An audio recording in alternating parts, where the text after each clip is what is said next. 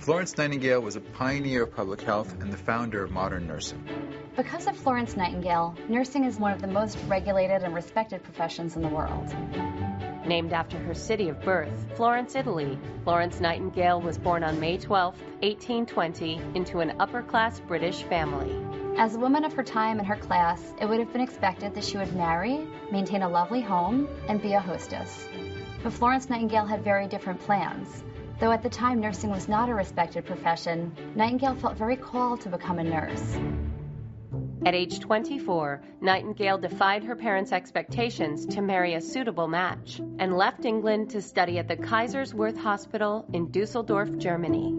When she returned from Germany, she took a job as a nurse at a hospital in London, and she was eventually promoted after only a year to be head of nursing there. She improved sanitary conditions so much that she garnered a reputation as a reformer and as an advocate for public health. During the Crimean War, the British press made public the horrendous conditions of the wounded soldiers in Turkey. The army turned to Florence Nightingale for help. Sidney Herbert, Secretary at War, reached out directly to Nightingale. When Nightingale and her band of nurses arrived at Scutari, the hospital in the Crimea, they were shocked at what they found. The field hospitals were positioned on cesspools of putrid water. Patients were lying in their filth. More soldiers were dying from infections than they were from wounds sustained on the battlefield. Many of the reforms that Florence Nightingale instituted were quite revolutionary. Nightingale insisted that there be fresh air and water for all the soldiers, that recuperating soldiers receive healthy food to eat to help make them better, and that all of the bandages and sheets and blankets were adequately laundered each day. By the time she was done, Florence Nightingale had succeeded in reducing the death rate within these military hospitals by 2/3. Known as the Angel of the Crimea, Nightingale returned to England and received a hero's welcome, a medal from Queen Victoria, and a gift of $250,000. She devoted the rest of her life to effecting change in medical care. In 1860, Florence Nightingale founded at St. Thomas Hospital in London the Nightingale Training School for Nurses. She was a pioneer in the use of cutting-edge statistical methods of the time to design hospitals and medical systems to maximize the health of the community at large. This really helped her to make her message known to the parliamentarians and government agencies who would make important decisions about hospitals and healthcare. In her later years, Nightingale was officially honored by Germany, France, Norway, and numerous prestigious British societies. She died at her London home on August 13, 1910. The fact that we have a nursing profession today is in large part thanks to the work of Florence Nightingale.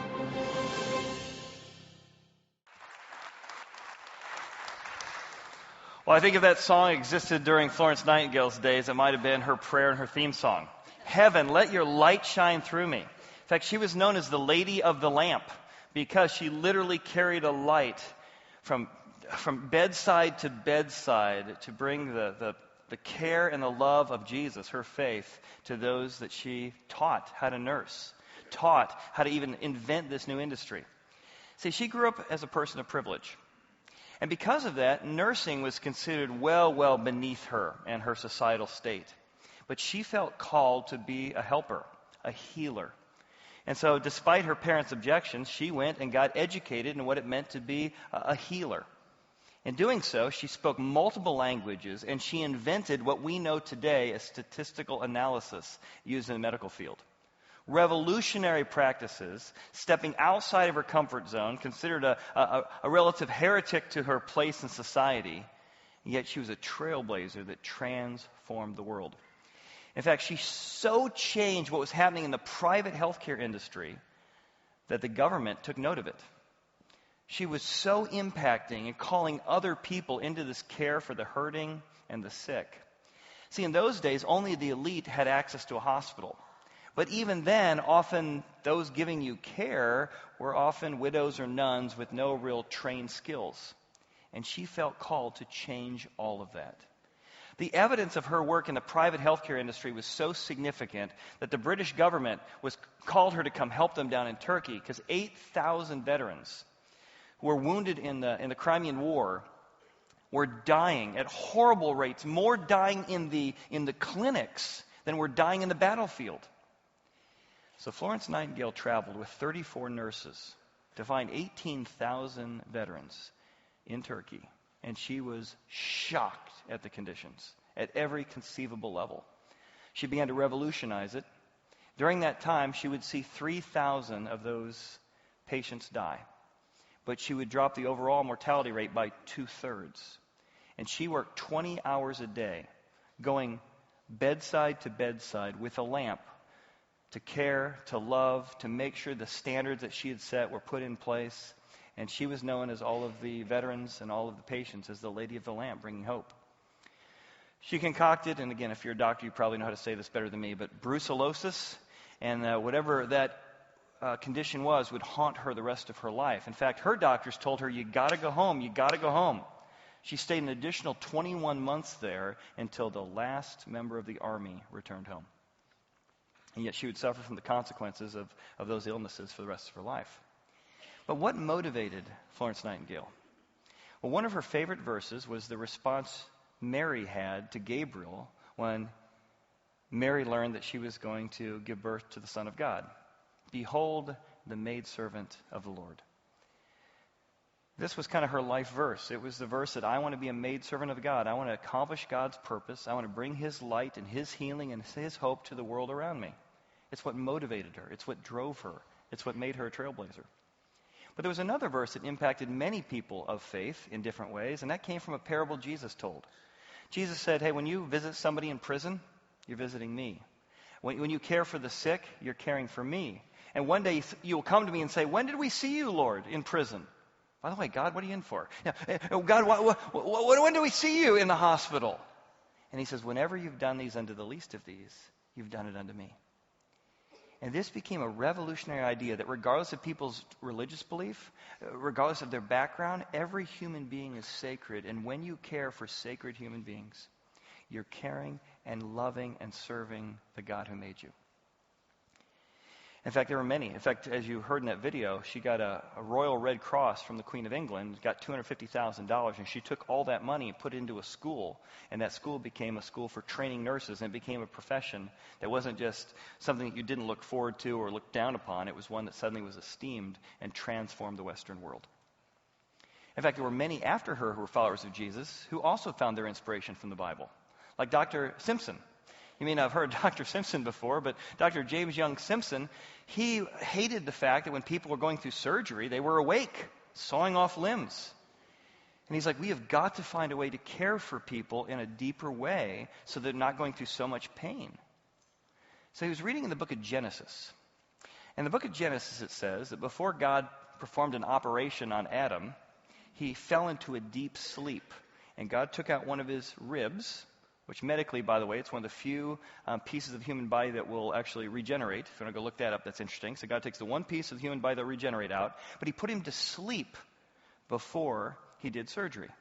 This so struck Dr. Simpson that he and several other doctors said, we've got to find a way to put people to sleep before we have surgery on them or saw off things or whatever it is we're doing.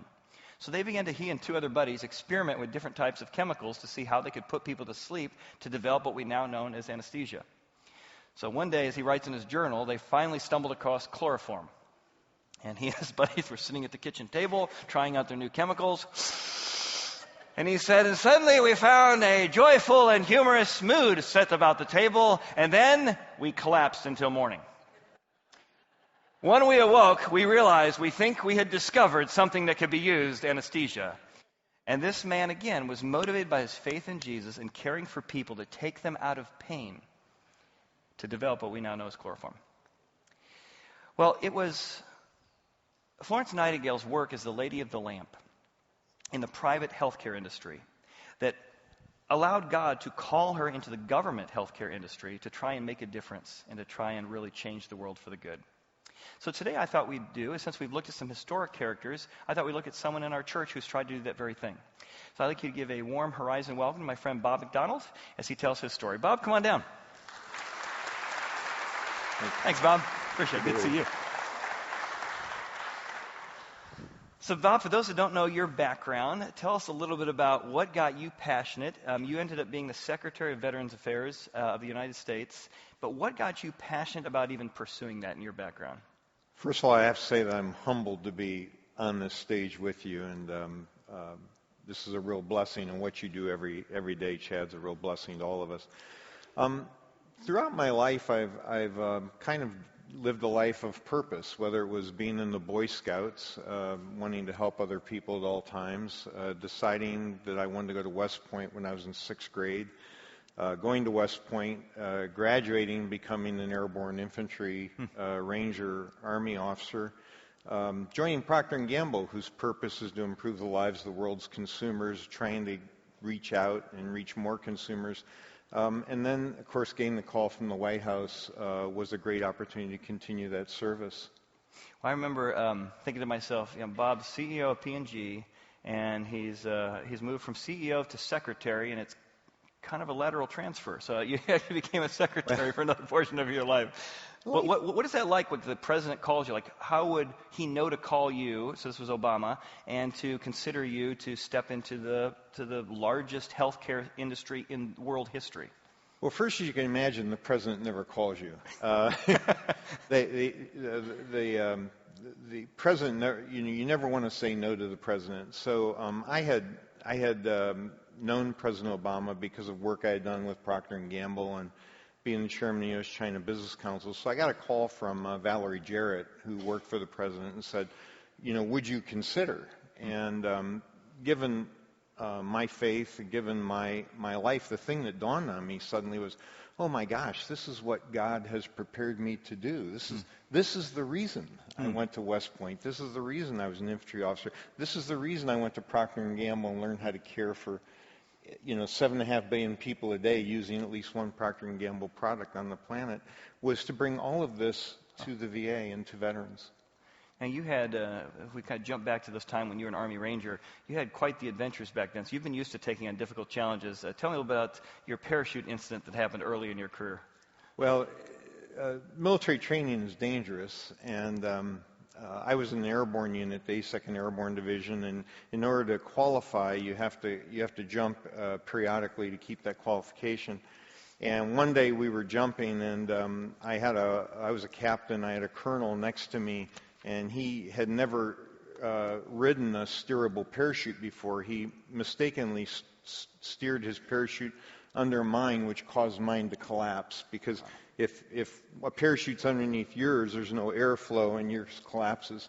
So we landed together. But meaning you landed on him? Together, side by side. On the way down, I said a lot of things to him. And I have to say, I've prayed and asked for forgiveness for all those things. But as we were coming down, the nice thing about the military is he was senior to me. As long as I said sir, I could say just about anything. So I said a lot of things, and I said sir, and we landed together. And he apologized. He was what we called a 5-jump commando. He had gone to jump school 20 years before, done his 5 jumps, gotten his wings, but hadn't jumped since. And since then, we'd introduced this steerable parachute, which allowed him to steer and steal my air, which I didn't appreciate. Wow. So why take this job? I mean, when you think about, there's news and there's all kinds of differences of political opinion, but even back in when you took the job under Obama, there's still equally, heat under with the VA, what was going on. It seemed like a thankless job. It seemed like no matter what would happen, you're going to be criticized from all sides. So what made you decide, of all the things you could have done with your life, yes, I want to step into this thing? Well, as I said, when I first got the call, it really dawned on me that this was God's plan, that this has been the preparation that He had put me through to prepare me for this. And when I was going through the Senate confirmation, Richard Burr, senator from North Carolina, was the ranking member, and I remember during the confirmation, he said, "McDonald, you can go. We were going to move to Florida. You can go live in Florida and play golf. Why would you want to do this?" And I thought about that phrase that we often say in the military, which is, "If not me, who? If not me, who? If you're not going to do it, who is?" And I think probably every Christian person, every person with a sense of purpose would say the same thing and do the same thing. And what about your faith? Like when you were, praying about that decision, so obviously it was reflecting on the past, the things that God had been doing in your past to prepare you. Were there any key verses that struck you, or key senses of it's I'm thinking about it, seems right, but now I'm going to engage? Any key concepts? To me, the verse that always resonates in my head is John 15:13. There's no greater love than to sacrifice your life for another, and what a great example was provided to us by Jesus. Sure. Of doing that. And when you think of men and women in combat, when heroism occurs, heroism typically occurs not necessarily because of the ideals of the country or things like that. Those are clearly important. But it occurs because you don't want to let your comrades down. It's because you feel this bond with those around you. And it's what animates all of us and what animates me today. I always think of that closing scene in Saving Private Ryan when the older Matt Damon goes to the grave of Captain Miller, played by Tom Hanks, and turns to the people in his family and says, tell me that I've earned it, what you've done for me. And throughout my military career and my time at the VA, people would often say to me, why are veterans always so humble? And it's very easy. It's because for those of us who are veterans, I never served in combat. For those who have served in combat, they know there are those without arms and legs.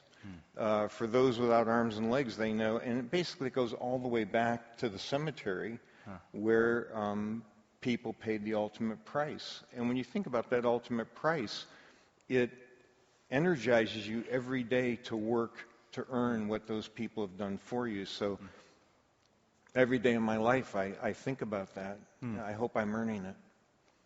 Well, I remember when I came to visit you in your office, whatever it was, 4 years ago, and I remember, in fact, I brought the picture because I've had it here from the official secretary or whatever photographer looking out your window at the White House. You're standing next to the White House. Yeah, I'm standing next to the White House, yeah. Future residents, maybe. Hope not. Maybe I'll feel called to it. I need a burning bush maybe to feel called to it. But when you think about that, I remember you taking on a tour of the facility. And what about your personal mission statement? And I also remember you showing me Abraham Lincoln's kind of motto that was on the side of the building.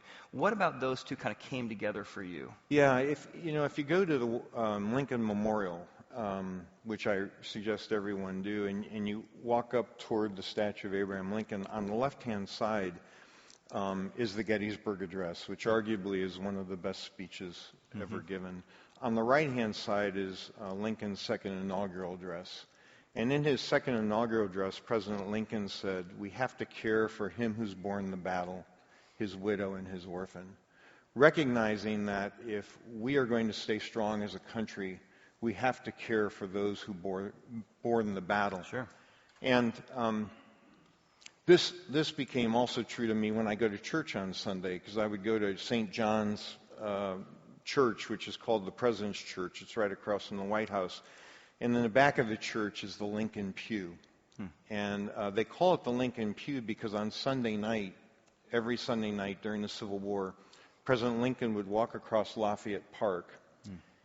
This is a small pew. He'd park his 6-foot-plus frame in this pew, and he would pray for the Union. And he'd walk back to the White House. No entourage, nothing. In the Civil War, 750,000 Americans lost their lives. If you take that over the 4 years of the war, that's 513 Americans losing their lives every single day. The United States, we did not expect that kind of carnage to occur. And of the veterans who fought the war, 50% of them were immigrants.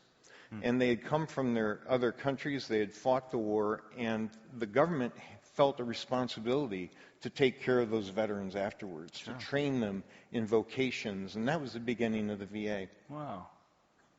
I remember, just as you read that to me walking the road that day, that you felt that the history, because I know you're a big history buff and a big war buff as well, sort of the study of the history of that you felt like you were kind of the baton had been passed to you that had gone back for many times of really caring for that the widow and the orphan, as you mentioned there. Well, I was reading one of the statements that you made In fact, I remember one day you were on the news, and I saw kind of you getting criticized by all sides and being attacked by all sides, and so I texted you. That's pretty typical. Yeah, yes. And for those, Bob is a regular attender of our church for many years. We've been friends for years, and usually attend. We have because we have 4 services. Sometimes it feels we have 4 churches. So you're usually a attender at our 850. And I remember kind of seeing you on the news that day, and I texted you a verse from Nehemiah. And the verse, in case you don't remember, was it's from Nehemiah. Nehemiah is doing this great work for God. He's trying to fix a lot of broken walls and broken systems and broken all kinds of stuff.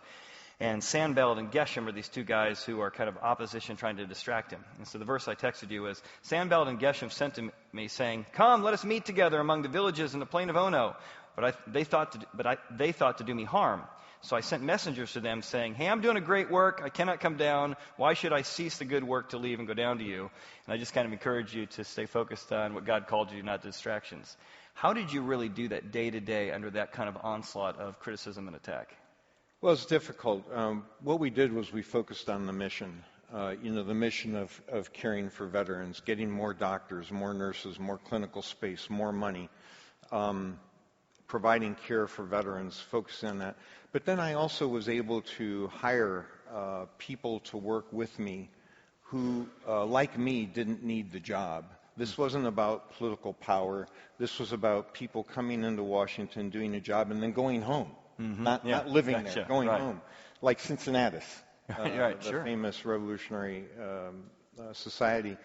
And as a result of that, I told everybody, and we all agreed that we only had one thing here, and that was to care for veterans. And, yes, we would be criticized. We would be criticized by those who didn't want the VA system to work, because if it did, they were afraid that would lead to nationalized medicine.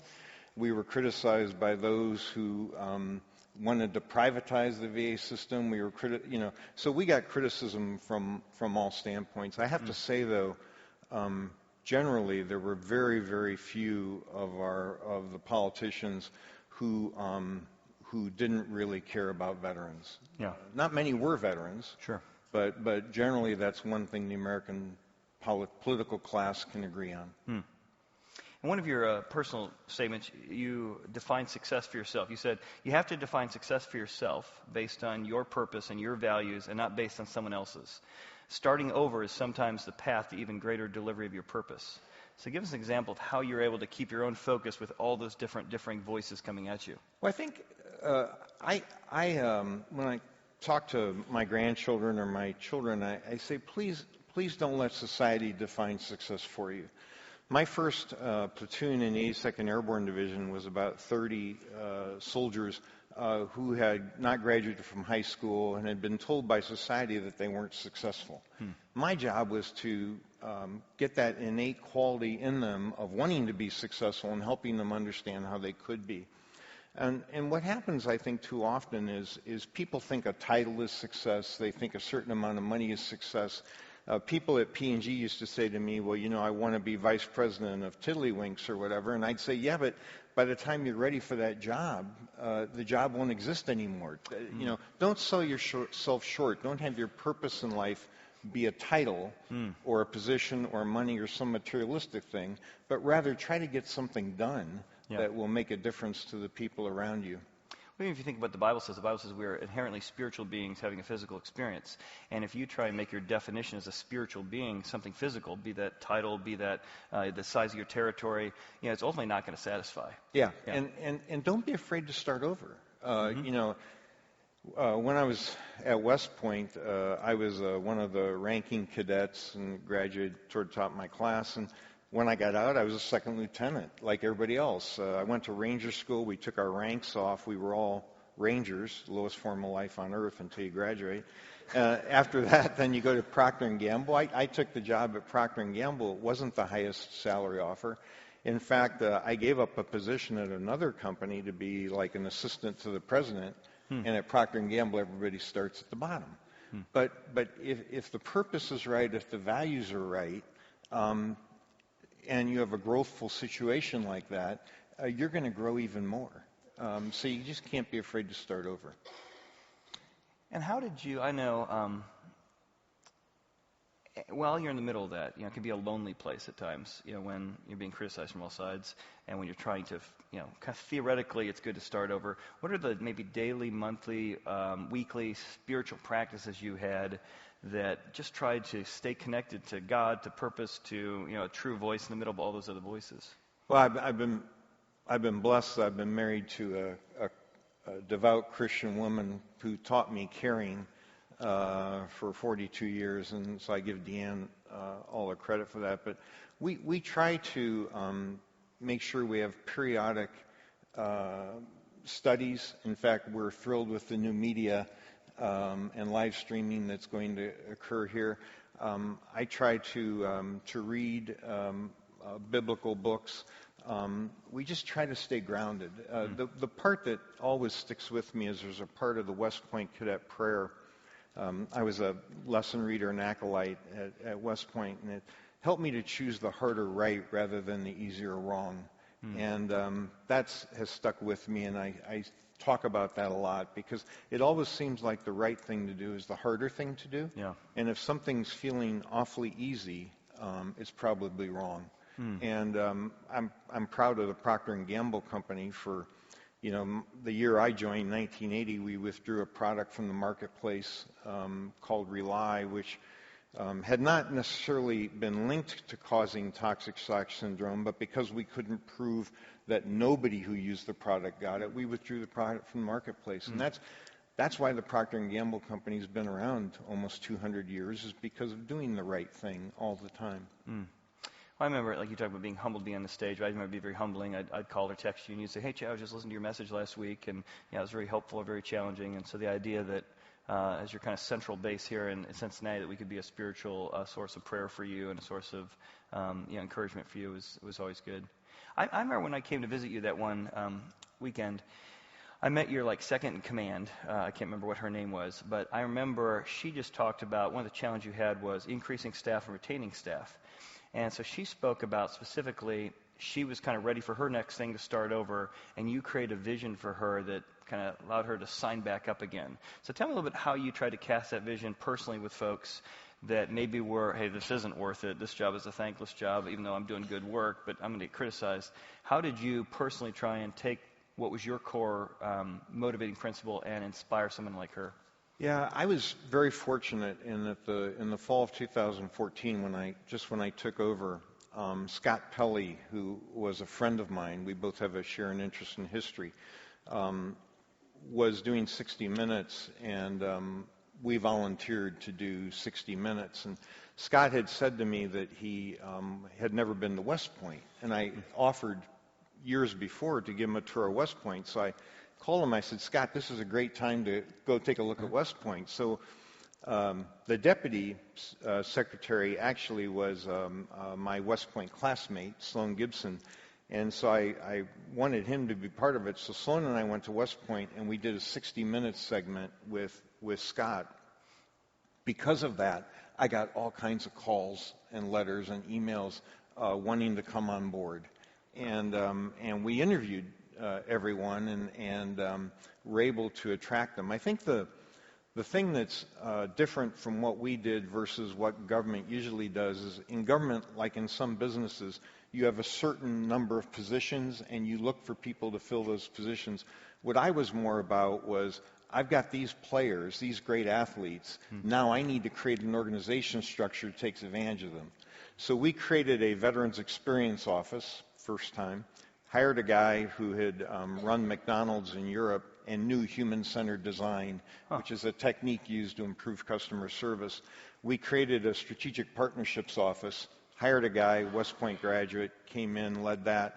During the time, we were able to get over $58 million of money and support for veterans. So create the organization structure to match the players you have and the strategies you have, rather than just sticking to the organization structure you're given. Gotcha. And I remember when I came to visit, you said this is going to take 5 to 7 years to get this whole plan laid out. So we're probably not going to get the rewards of what we're fixing until after we're gone, or whether or not we get asked to do it again. What were, you gave me some examples then, but what were some of the obstacles you faced when you think about bureaucracy and those things? I remember you saying every time you turned over another rock, there was some outdated system that had to be revolutionized. Unfortunately, many of the best practices of business had kind of washed over government without being accepted. In fact, I discovered I could make more money as a COBOL programmer. This is a kind of computer language programmer working for the VA because we used COBOL to manage the $185 billion budget we had. COBOL was a language I learned to program at West Point in 1971, very outdated. But because all the COBOL programmers were dead, we were paying enormous sums of money to get people to do it. So, I mean, things like that. But I think that in the end, it was getting people to recognize that our purpose and our focus was to care for the veteran, and we had to do everything we could to do that. And I'm happy that the team that I worked with, by December of 2016, we had same-day access to primary medical care and mental health care at every VA facility, same-day access. And there aren't many medical systems where you can get that. That was our biggest task. And I know as you think about people who, like I remember you saying, all of the politicians on both sides care for the veteran, but you were also surprised at the amount of opposition you got, even from conservatives, because even though they cared about the veteran, they didn't want a business guy who to necessarily validate or fix a government system because it might reinforce socialism. So how did that play out? How was your kind of personal disappointment in the two-facedness that often happened there, and how did you deal with that? Well, my desire was to have no ownership of the plan to transform the VA. I wanted everybody to feel ownership for that, not just me. So I actually was the only cabinet secretary, I don't know if this is in history, but one of the few cabinet secretaries who went to both our Senate committee and our House committee and asked for a hearing. I said, I really want a hearing. Normally you don't ask for that. You get called for it. Yeah. That's considered punishment. And but I asked for a hearing, and in the Senate, Johnny Isaacson, the committee chairman, and Richard Blumenthal, the ranking member, we put on the hearing, and we went through the transformation plan, and Johnny and Dick actually assigned senators to help us along the way. It was a fantastic team effort. We made a lot of progress. In the House, we had a chairman of our committee in the House who recognized what I was trying to do. He recognized that what I was trying to do was make him part of the solution, not part of the problem. That meant he couldn't criticize anymore, and so he refused to hold the hearing. So I give you an example. I mean, this is the kind of stuff that drives you crazy. So one morning I had something called the Christian Science Monitor breakfast, and many in the audience may even remember this. And they get all the journalists from Washington, D.C. there, and you have a cabinet member speak, and I was talking about how we were changing the experience for veterans, what we were measuring. I talked about human-centered design and how great companies like Procter & Gamble and Disney and others use human-centered design. And I talked about how the unfortunate focus of journalists only on wait times was getting in the way of other measures that were important, like effectiveness of care, efficiency of care, and so forth. And as I was going through this, I was describing that, usually when you're your primary care physician, you finish your annual physical, you then schedule the next year's physical. But we at the VA wouldn't do that because we didn't want a 12-month wait time. Well, that's lunacy, absolute lunacy. Anyway, as I was talking through this and talking about what P&G does and what Disney does, I won't mention who, but somebody ran out of the room. Headline says McDonald compares veteran medical appointments to wait times at Disney. I remember seeing that. Which, and what really galled me is the person who wrote that wasn't a veteran and had never served our country. That really galled me. Anyway, then every member of Congress in the opposition party, I was a Republican in a Democratic administration, but every felt a need to demonstrate their self-righteous indignation at my statement. And one of them who did was a congressman I knew. Actually, I'd worked with him when I was at P&G on tax policy. He went to Miami University, was in a leadership position, and I called him and I said, what's going on? You know me. You know I'm a veteran. You know I wouldn't say something like that, or certainly not with that intent. And he said, Bob, he said, you got to get used to this. This is just politics.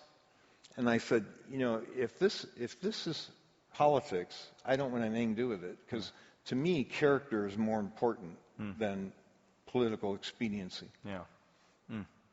Well, speaking of that, I remember, we think about some people take jobs, and you hear about stuff in politics like, people who make $100,000 a year, and after 5 years they're multimillionaires. You wonder what happens there. But I heard kind of secondarily from friends of yours that for you to take this position was a financial sacrifice to step off boards and things, and that I think you even joked that the amount of money that this position paid was less than the cost of your apartment in D.C. or something. So for those who are motivated by position or power or money, back to your Jesus example, what is it about this that you said, I want to take a season of my life and sacrifice for people who've sacrificed far more? How did you kind of internalize that business decision or that career decision for this season of your life? Actually, for me, the decision was relatively easy, as I said, because it was consistent with my purpose, and no sacrifice is too great. The biggest challenge was for the family, and particularly for Deanne, for my wife. We were trying to move her mother to live with us. We had just bought a house in Florida. We were going to retire there. It put everything on hold. It was incredibly disruptive. We had to sell all kinds of stock and divorce ourselves from various activities, divorce ourselves from certain financial situations. It is true we paid more in rent than we actually made. But you know what? It was worth it. I know Deanne would say it was worth it, and we would do it again. And I'm not done yet. So I don't know what the Lord has in store for me next. So, but it is a sacrifice. It is a deep sacrifice. Well, I think back to your point that anything worth doing, the hard stuff, is stuff that's doing. And I remember when I was there, you introduced me to these challenge coins. I remember you handed me this coin, and it's got your name on it. And tell me a little bit about the background behind these challenge coins, and kind of in the military experience. And for me, every time I think of this, I think of the challenge that you took on. And as I saw it, in my office, I would pray for you that God would give you the wisdom to take on those challenges. For those who've never seen a challenge coin, how are these used? And I appreciate your prayers, Chad. The coins are a military tradition. In the military, unlike in business, you don't have the kind of financial rewards and other things, stock options and financial incentives. And as a result, these coins have taken on unique value in that a commander would have a coin representing themselves and their unit, and when a good deed was done, they would give the individual the coin. And then the challenge idea is later that night, if you're out in a bar or somewhere, you challenge the person if they've got your coin, and if they don't, they buy the drinks. I've gotten a lot of drinks, but my coins, I have so many coins now that I couldn't possibly carry them around.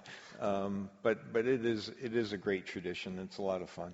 So if you think about maybe in conclusion, maybe two things. One, what are the things that you started that you're proud to have worked out? What are the things that you have regrets and you go, boy, I wish I could have done more in that area? Because I know all of us, we look at areas of our life and we have kind of high points and low points. What are some of the high and low points you think about? I think the high points is the amount of legislation that we teed up. A lot of it didn't get voted on before President Obama left office and President Trump came in, but it was all teed up. And so it was funny, Johnny Isaacson, the Republican head of our Senate committee, said, Bob, don't expect us to vote on this. We're going to wait till the Republican president gets in office, and then we're going to vote on it. And, of course, in the first few weeks they did. But it was appeals reform, which was important. It was accountability so that we could hold accountable employees within the VA. It was things like clinic hours, more doctors, more nurses, all of which was very, very important to the future. And I'm proud that the VA continues on that glide path today.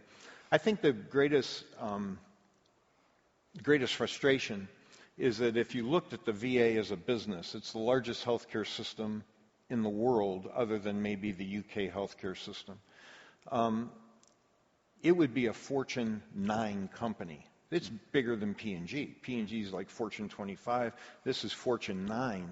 yet we change the leadership every 3 years. Of the 10 secretaries of the VA since its inception as a secretarial position, I think more than half have been forced to resign for some reason. I auditioned at Procter & Gamble for 25, 30 years before I became CEO.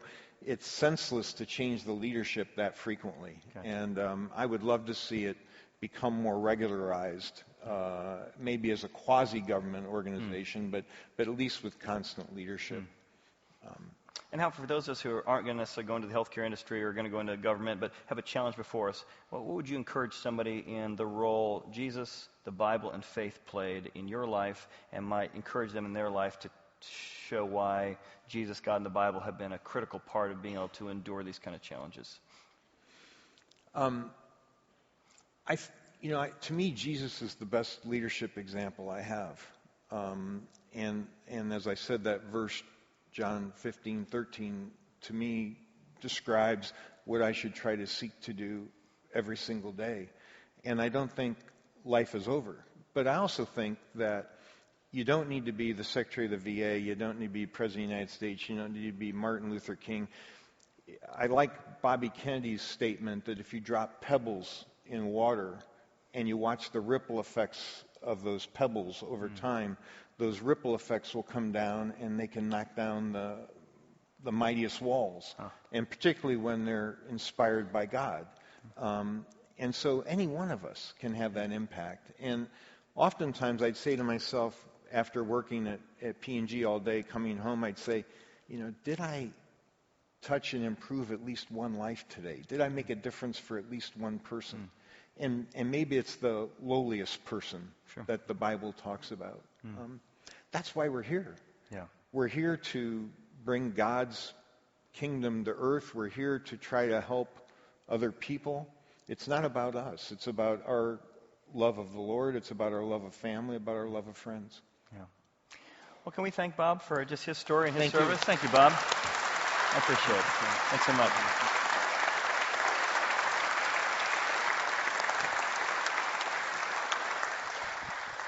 Well, I don't know what challenges you're facing, but maybe you're facing some choices where you have an easier choice or a harder choice.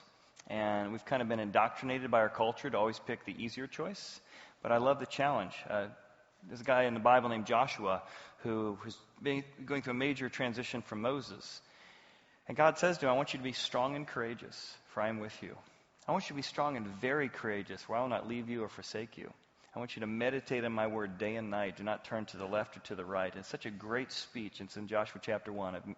I've gone over it and over it over in my mind. And what does it look like to take the difficult challenge and to look for opportunities in your family, in your marriage, in your career, to give of yourself, to sacrifice of yourself, to serve other people.